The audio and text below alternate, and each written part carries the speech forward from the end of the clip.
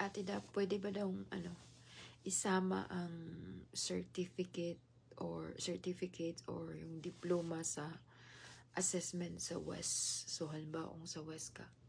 So yung sa akin nung time ko is sinama ko ang board certificate ko, yung ang tawag dito, yung copy, pinicturan ko siya, tsaka yung diploma ko sa college.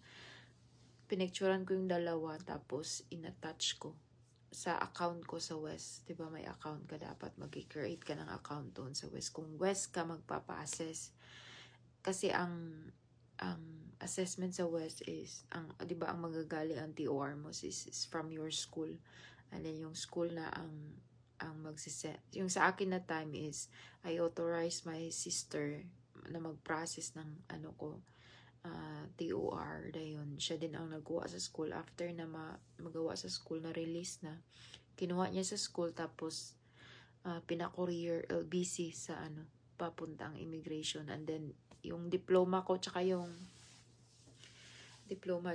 yung board certificate, in-upload ko sa account ko sa West. So pwede po magsama ng certificate po. Depende po sa inyo kung ano-ano.